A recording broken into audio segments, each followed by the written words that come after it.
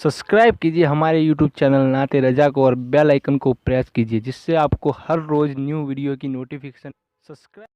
कहते हैं कि एक दिन लैला ने हलवा तैयार किया और हलवा तैयार करके अपनी कनीज़ से कहा कि बाहर जाओ और मेरा मजनू खड़ा है, ये हलवा उसको दे दो। लैला की कनीज़ जब हलवा लेकर घर के बाहर निकली तो हलवे की खुशबू और उसकी लज्जत की खुशबू लोगों के मशामे जा को जब मुअत्तर करने लगी तो वहाँ बहुत सारे लोगों की भीड़ इकट्ठी हो गई और सब लोग ललचाई हुई नज़र से हलवे को देखने लगे। कनीज़ ने कहा कि ये हलवा तो मेरी लैला ने बनाया है, मेरी मालिका ने, और इसको देना है सिर्फ मजनू को। मजनू किधर है? और सब पुकारने लगे कि अनल मजनू, अनल मजनू, कि मैं मजनू हूँ, मैं मजनू हूँ, और सब मजनू होने का दावा करने लगे। तो वो लैला की कनीज़ थी, वो वापस अंदर आई और अंदर आने के बाद उसने कही, अरे लैला, तूने तो कहा था कि तेरा एक ही मजनू है, वो बाहर खड़ा है और उसको ये हलवा देना है, लेकिन वहाँ तो बहुत सारे मजनू खड़े हैं। लैला ने कहा, मजनू कौन है उसका अभी अंदाज़ा होगा। ये हलवे का थाल रखो और एक खाली तश्त लो और उसमें एक छुरी लो और ये ले जा कर के फिर बाहर कहना कि लैला ने मजनू के जिस्म के गोश्त का हिस्सा मांगा है। फिर देखो इम्तिहान हो जाएगा कि मजनू कौन है। लैला की कनीज़ ने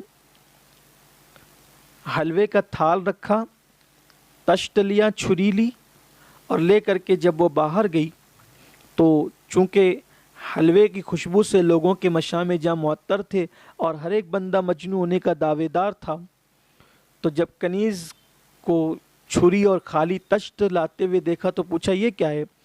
तो कहा कि आप सब लैला के आशिक हैं। तो कहा, हाँ, हम तो उसके आशिक हैं, मजनू तो हम ही हैं।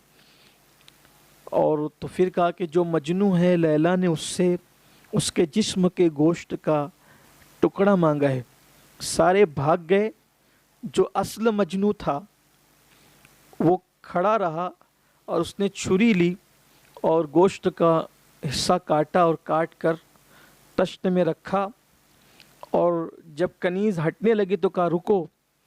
फिर दूसरा टुकड़ा काटा, वो भी रखा, तीसरा काटा, वो भी रखा, पूरा थाल भर दिया और छुरी रख कर एक सर्द आह खींची और उसके बाद कहने लगा कि लैला ने गोश्त के टुकड़े की बात की थी, लेकिन ये नहीं कहा था कि उसको टुकड़ा कहाँ का चाहिए।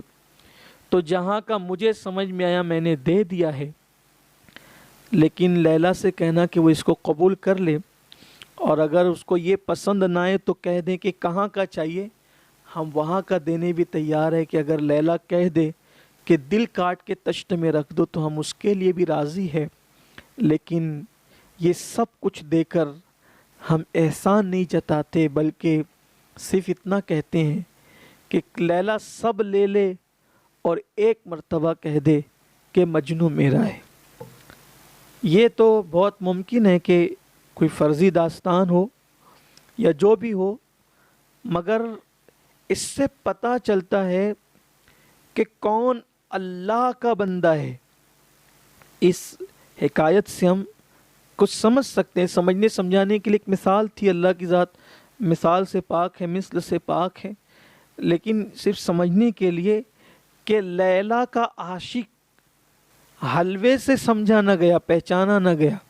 हलवा आया तो सभी ने कहा कि हम मजनू हैं, लेकिन जब देने की बात आई तो उस वक्त पता चला कि असल लैला का कौन है। बिला तमसील रिस्क मिल रहा है, औलाद मिल रही है, नेमतें मिल रही है, अच्छे लिबास मिल रहे हैं, लुक़्मा तर मिल रहा है, सब कुछ मिल रहा है, تو ہم اللہ کے بندے، ہم اللہ کے بندے، لیکن جب اللہ آزمائش ڈالے تب بندہ.